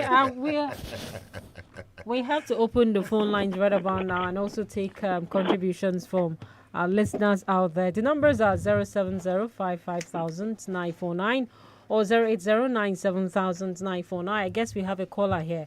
Hello, good morning. Hello, good morning. Good morning, please. What's the name and where are you calling us from? Yeah, this is Onolabo Kazim from Ibadan. All right, please go ahead. I've been listening to what our guests have been saying since morning. But to me, what I can deduce from all they've been saying is as if they are condemning the present administration. Please let the court decide. Are we getting it? The Supreme Court is there to decide either to say the government should continue in power or to have another election. Now, that is why Yomola is saying that the current administration is trying to buy legitimacy, acceptability, and the like. We shouldn't do that. Okay, when Obasanjo just did an election, and the election was totally, what we can say is a disaster. Barrister Fayounbi there sat on that particular government. He didn't condemn the administration then. Why did he tell us that, okay, this particular administration is not worthy to be worked for? Are we getting it? But when it is time for Tinubu now, they are now condemning him. Let the court decide. Thank you. Facts. All right, thank you so much. Yemi Farounbi never served under Obasanjo. That is the fact. And facts are sacred. All right. Comments might be free. All right, that's quite instructive. I guess our caller actually got that quite well. The numbers again are 070-55,949 or 080-97,949. And do remember, we're also live on our socials, 32FM 949 Ibadan on Facebook and also on YouTube. For our international audience, you can call this number +234 90 62 949. Let me read out the numbers again, 070-55,949 and 080-97,949. And for international audience, +234 90 62 949. Do remember, you can also drop your comments on Facebook, 32FM 949 Ibadan on Facebook and also on YouTube. All right, let me quickly take this from Facebook. Omotayo Oluwarotimi Onobamiro. All right, before I get into that, we have a caller here. Hello, good morning. Hello, good morning, ma'am. Good morning. What's the name of your calling from Ibadan. All right, please go ahead. Yes, I want to appreciate our speech in the House, Dr. Ambassador Farounbi, and our erudite lawyer. We are very grateful for all your submissions since it started. So, two things I have to quickly say now. Number one, I like the way Baba answered lawyers and questions. Very, very, very tricky question. So, Baba, thank you very much, sir. And again, the caller that called before me right now, please make sure you mark the person's name. It's always a critic on the radio. Thank you, ma'am. All right. Thank you so much. People actually have right to express their thoughts as long as you're not insulting or using any words that are foul on radio or for a national listenership. All right. The numbers again are 070550949 or 08097,949 070550949. And for our international audience, do remember +234 90 And I'm getting back on Facebook. Omotai Oluwarotimi Onobamiro says, may would suppose might and shall should be supposed. Should I wonder why Nigerians are so egotistical? There should be no argument about all these things. Quite very interesting here because we're getting new angle to all of this shall, suppose, and may. All right. Okidino Babatunde is saying POS operators are closing gap between the masses and the commercial banks. They must be properly regulated. Network must be strong enough to withstand pressure. Most people still have pending issues unresolved due to transfer from these POS operators and the regular banks. How do you solve this problem of POS operators without traceable offices? And I think those are some of the question marks from Okediran Babatunde this morning. All right, Doctor, I also want to ask very critically, is it the kind of democracy we'll ever bargain for as a country? Because even if you look at the EU report, it's saying Nigerians were very democratic. They were ready to vote in this election. That's the past election that we had this year. And if you look at it from all measures, do you think this is what Nigerians really bargain for? Because now they want a system where there's inclusion. We want our voices to be heard. Now we have petrol subsidy. At a point in time, we're hearing RAMFAC or the ROMFAC was saying that they're going to increase the salaries of politicians. Yes, the government came out and said it's not under its purview to do that. And so many regulations like that. And now under a democratic system, how inclusive are the people in all of these processes?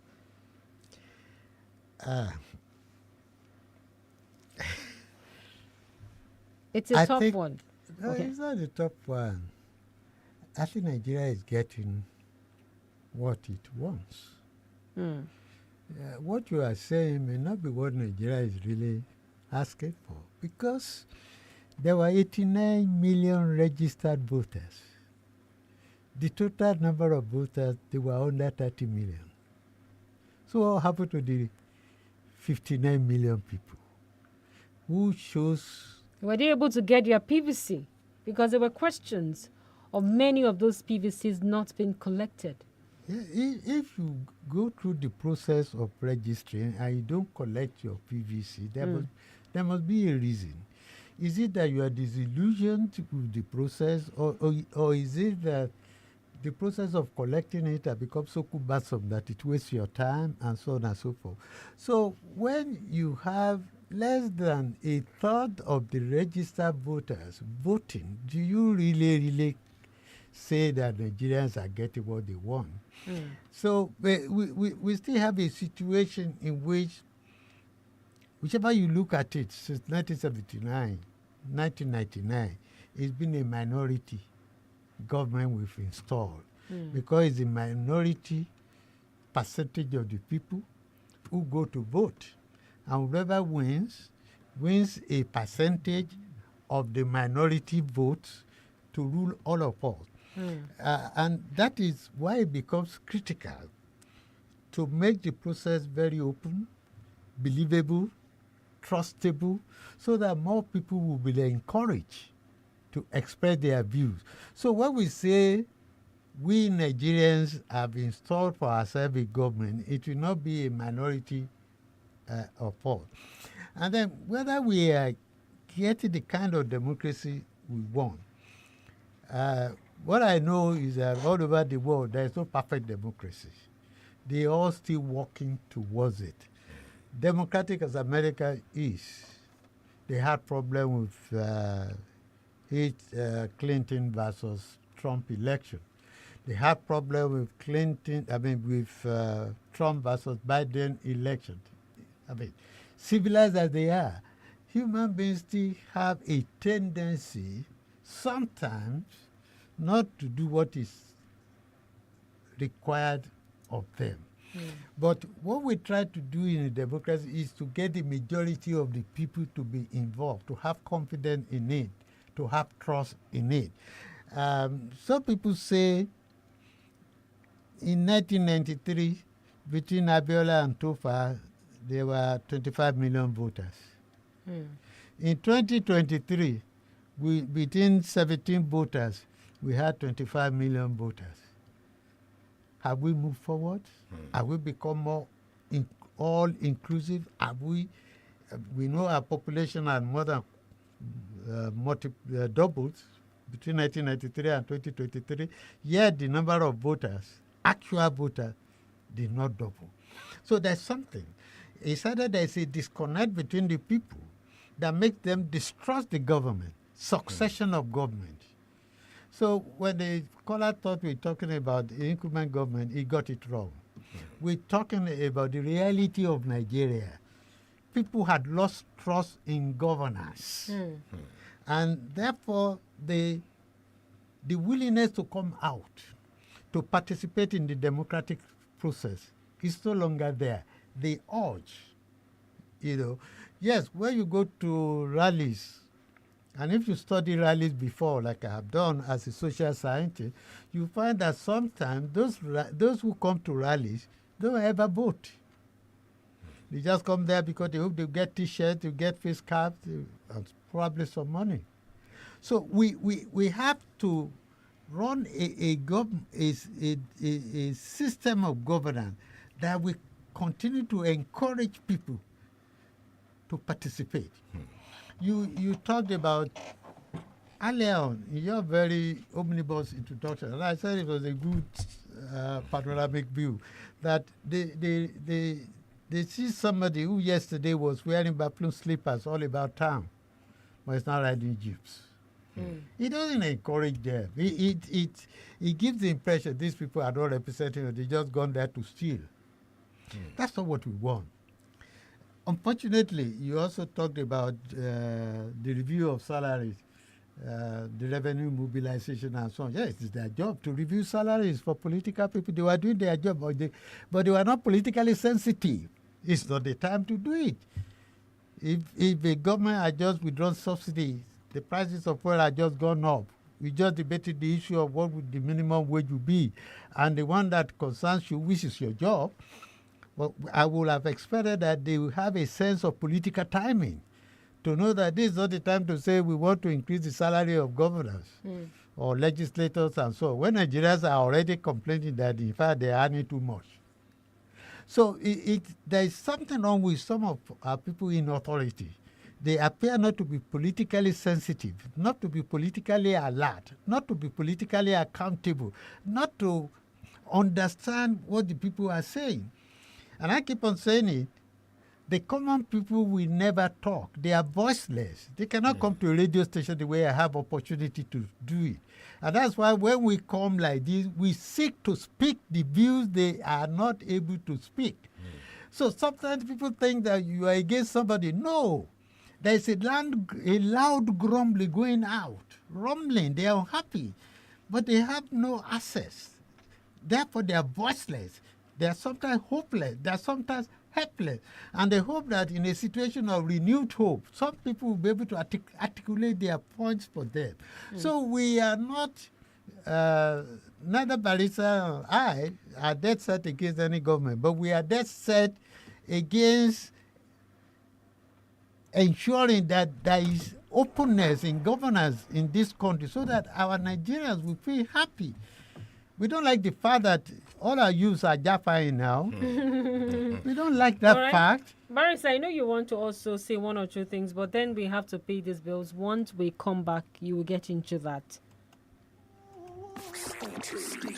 Stay tuned to 32 FM 94.9. It is time for you to guide your dreams so as to enjoy your life to the fullest. Yeah, dream alive. Dream alive with Apostle Muiwa Uyetade every Saturday, 8:50 p.m. to 9 p.m. on 32 FM 94.9 Ibadan. Courtesy Christ Family Altar International Church, Ibadan, Oyo State. Listen and be blessed.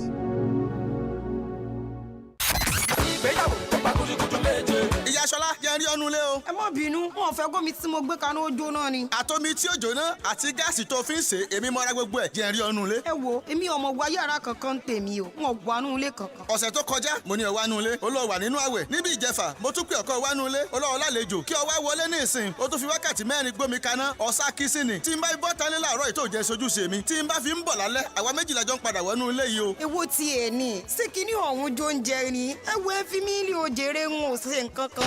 Ìyàtọ̀ sí ń bẹ láàrin Kẹ́hìndé àti Táyé bẹ́ẹ̀ náà ló wà láàrin ọkọ láya o ṣùgbọ́n àwọn àṣírí ńlá kan wà tí a fi lè bára wa gbé pọ̀ nínú ìrẹ́pọ̀ àti ayọ̀ àti inú dídùn. Orúkọ mi ni Dr. Ṣọlá Jordan Adéoyè. Wọ́n máa kàn sí láti agogo 10 sí aago 12 ọjọ́jọ́ Tuesday nínú oṣù tí ń bọ̀ yìí oṣù July 2023 láti máa tú àwọn àṣírí yìí tí ó mú kí ìbáṣepọ̀ kó wà láàrin ọkọ láya kí àánú Olúwa kó sì máa bá wa gbé. Ẹ pàdé mi lórí ẹ̀rọ yìí 32 FM 94.9 ẹ̀jẹ̀ rí yín o.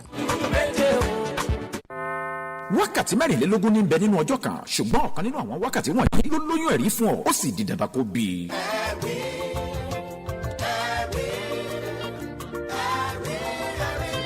agogo tí ń ka wákàtí ọjọ́ ti ṣetán láti ka wákàtí rẹ̀ sí ire àti ẹ̀rí. bẹ́ẹ̀ ni wákàtí ẹ̀rí rẹ̀ dé lẹ́tọ̀ àdúrà orí afẹ́fẹ́ tó ń gbóná girigiri pẹ̀lú àwọn ẹ̀rí gbáǹkọ́gbìn àti iṣẹ́ ìyanu lẹ́sẹ̀kẹsẹ̀. èyí tí ọlọ́run alààyè oníṣẹ́ ìyanu fi kọmọrẹ Táíwò Àlàdé ta kókó ẹ̀. ṣé àṣeyọ̀wò lọ́ba mi òkè tí pín ire ayọ̀ ẹ̀rí ohun ẹ̀rín fúnirúurú èèyàn lọ́nà tó wù ú tí kò sẹ́ni tí ó yẹ lọ́wọ́ ẹ̀ wò. látòrí afẹ́fẹ́ lẹ̀rí ti ń sọ̀kalẹ̀ tóníkàlùkù sì ń rí tiẹ̀ ṣe. ó yá jẹ́ ká darapọ̀ mọ́ kọmọrẹ Táíwò Àlàdé Apostle Kobo fún ìdáhùn àdúrà lẹ́sẹ̀kẹsẹ̀ lórí afẹ́fẹ́ ìyẹn lórí ìkànnì 32 FM 94.9 ní gbogbo ìdájọ́ ọjọ́ Sunday láago 6 sí aago 7 òwúrọ̀ níbi tí wákàtí ẹ̀rí rẹ yóò ti máa farahàn tẹ̀rí tọ́lá tògo ti gbé dìde tára yóò sì máa kí ọ kú oríire. wákàtí ẹ̀rí rẹ dé ìwọ gangan lẹ̀rí kan.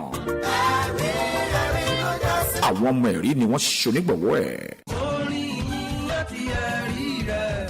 bẹ́ẹ̀ni kì í ṣòní ó ti pẹ́ gan tọ́lọ́run alààyè tó lànà láàrin aginjù tó sì tún pín òkun pupa níyà ti ń gbẹnu comrade Táíwò Àlàdé Apostle Kobo sọ̀rọ̀ agbára lórí afẹ́fẹ́ tí àwọn oníkòjìpò ènìyàn sì ń tipasẹ̀ rẹ̀ jẹ́rìí sí àmì àti ìyanu. orin ìyìn àti ẹ̀rí rẹ̀ ẹ jẹ́ ká pàdé Apostle Kobo nínú agbami ìyìn èyí tó ń ṣàtọ́kùn àwọn ẹ̀rí kọ̀ǹgbẹ̀kọ̀ǹgbẹ̀ ní ìkànnì 32 FM 94.9 ní dédé aago 9 sí aago 11 òwúrọ̀ 9 to 11 a.m. ní gbogbo ọjọ́ Sunday níbi tí ìyìn yóò ti máa pe ẹ̀rí ránníṣẹ́ sáyé oníkòjìpò ènìyàn tí ẹ̀rí yóò sì máa fọ̀mù yẹn nígbà tí a bá ń fi orin ìyìn fa ọwọ́ Ọlọ́run wálẹ̀ fún iṣẹ́ agbára. ìwé mímọ́ sọ wípé ẹ wá sí àgbàlá rẹ̀ tẹ̀yìn torí yín kí ẹ sì yìn pẹ̀lú símbálì olóhùn gooro. abala àkọ́kọ́ lórí ètò ni abala yíyan Ọlọ́run níbi tí ẹ̀rí yóò ti máa fara. abala ẹ̀kejì ni abala tí a yà sọ́tọ̀ fún àwọn opó àti àwọn àkàndá ẹ̀dá. abala ẹ̀kẹta ni abala ǹjẹ́ ìwọ mọ bíbélì níbi tí a ó ti máa ṣe àtúpalẹ̀ ọ̀rọ̀ nínú bíbélì yálà láti inú èdè Hébérù tàbí Gíríkì. ìpàdé dọjọ́ Sunday ní aago 9 sí aago 11 òwúrọ̀ lórí ìkànnì 32 FM 94.9. comrade Táíwò Àlàdé Apostle Kobo ti wà ní 32 FM 94.9. orin ìyìn àti ẹ̀rí rẹ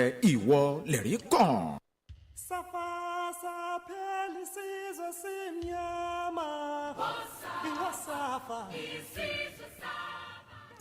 All right, you're welcome back. You're still on to 32 FM 94.9. And of course, this is the Podium and one of your top-notch political program on radio. And of course, we still have Barrister Yomi Ogunola, panelist, and our guest in the house, Dr. Yemi Farumbi. All right, Barrister. Yes, thank you very much. Now, Doctor, from your earlier submission, you said, and I so believe, that there is no perfect democracy anywhere in the world. And so Nigeria is not an isolated case. But from what we got from both international and local reports concerning the 2023 elections, particularly the presidential elections, controversy surrounds it. several controversies surround the election. I know that in 2002, America also had something similar to what we are experiencing or what we experienced during the presidential election. But they did something. In 2002, they came up with the Help America Vote Act. And it was an act that was directed at solving some of the controversies in that election. We have the Justice Ways Commission's report on electoral reforms, particularly the one that talks about concluding elections and election petitions before the swearing in of a president. Don't you think, sir, that we need something like the Help America Vote Act, an equivalent of it in Nigeria, and the implementation of the Justice Ways report on electoral reforms? Thank you. I agree with you that we ought to now enact a new law that will solve all of these problems that we've been having.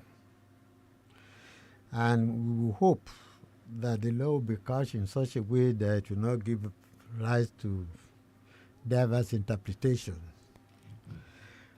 And we will hope that the Electoral Management Agency will also comply with such laws.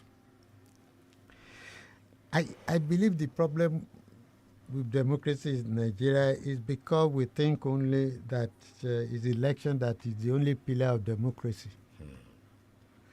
We tend to forget that in other climes, the democratic elections have produced dictators.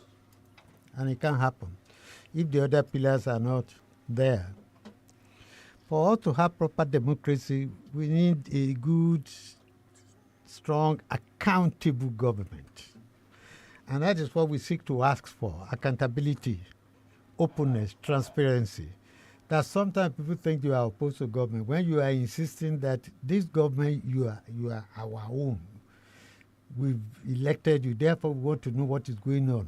We want to be told, we want to be led, we want to be carried along. When you have a good government, you need a strong opposition. Sometimes in Nigeria, you think we don't have any opposition. Even if you look around now, you start asking yourself whether you have opposition. I've had governors say that the opposition is dead in their state. You cannot have a good democracy that has no alternative viewpoints, alternative approaches. I would have expected that if government says, I will remove fuel subsidy or I will merge the currency system, that the opposing parties, if they understand the role that they ought to be playing, will come out with platforms and say, these are alternative ways of doing it. I remember that in 1983, I think it was, when we were having problems with our economy, Chief Awolowo came out to address a press conference and said these are 13 alternative routes that the government can take because the economy is collapsing. The government denied that the economy had not collapsed, and 3 months after that, they rushed a bill of economic emergency into the National Assembly. We don't have an opposition that is alert mentally, that is developmental oriented. They seem to see political parties as just opportunities for gathering votes. They are supposed to offer the people alternative viewpoints. We have a judiciary that's the third leg that sometimes we don't understand. All right, our time is actually fast spent, Doctor. Let's just reel out the numbers. If you can get one more call before we say bye in the studio. We have just less than 1 minute to go this morning. And of course, the numbers are 070-55,949 or 080-97,949. For international audience, +234 90 62,000. 949. And of course, you can quickly still drop in our Facebook your message 32FM 949 Ibadan on Facebook and of course on YouTube. Our time is fast spent, Dr. Farambi, before we go this morning, how then do we end this particular conversation in terms of encouraging people to believe in the governance structure of the country, since many Nigerians have lost hope in the process itself? How do we build that confidence back? There are two ways. Okay. The government must play a role. They are like the baby now. They have to open their arms for the people to embrace them. The government has to show that it's anxious to be all-inclusive. It's anxious for greater participation by the people. It has to encourage the people, right. Not only by words, but by acts and by deeds. And then I will also have to tell Nigerians, one president once stood up, not president, one head of state once stood up, we have no other country other than Nigeria, although we've now known he has another country in Niger. But he told us that is the truth, we have no other place. We have to do everything to make sure it is right. I always tell people, a president, whether you like him or not, try to impact on him. If necessary, enforce on him things that will make Nigeria better. Because 4 years of our life will be wasted if we just decide to stay away. All of us must do whatever we can. I don't know how that singer puts it, but I'll just put it. If everybody would make a change, all of us will totally be changed. So we should not leave it to government. We should not leave it to the political parties alone. We should not even leave it to the politicians alone. All of us, because it's our life that is involved. It's that of our children. It's that of our grandchildren. And if the world continues, is generation yet unborn. So we have to leave this country better than we met it. Certainly Nigeria was better than this. So we have to be able to restore to the good old days and not be able to outdo those good old days. All right, Barrister. Yes, thank you very much. I think I'll take a cue from what Dr. Yemi Farambi just said and admonish Nigerians that if you remain silent, you allow for tyranny. So don't remain silent, be a part of it, and ensure that Nigeria becomes better than it is. All right, on that note, I must say a big thank you to our guests in the studios, Dr. Yemi Farambi, for your time with us this morning. He's the former ambassador to the Philippines and, of course, a veteran journalist. He's still working hard even within that cycle. Thank you so much, sir, for being here. And thank you, Gbolabo. All right, sir, we also say a big thank you to our panelists who has been holding forth for Professor Remi Ayede here, Barrister Yomi Ogunlola. We say a big thank you for being here this morning. And of course, to all our listeners out there and those who joined us on our socials, we say a big thank you. Bye for now. Do join us next week. My name is Gbolabo Fimosco. We can bet that you've never listened to radio like this before. You can bet that you've never listened to radio like this before. It's the voice of happiness. 32 FM 94.9.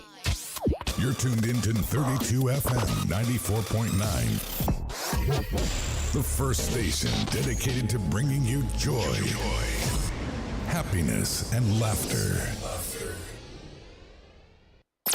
I'm ahead of them, Hey, let me tell you something. Go ahead. In a city with many radio stations, so many programs to listen to, one radio station stands out because you're always on our mind. We want you to laugh, be happy, be informed, and listen to the best of music and comedy. Me, I'm like money and they smell like. From the ancient city Ibadan to the world, anywhere you are, day and night. Stay tuned to 32 FM 94.9 or listen live on www.32fm.com.ng. Reliable that be, fly to each and every country. Yeah, baby, allow me.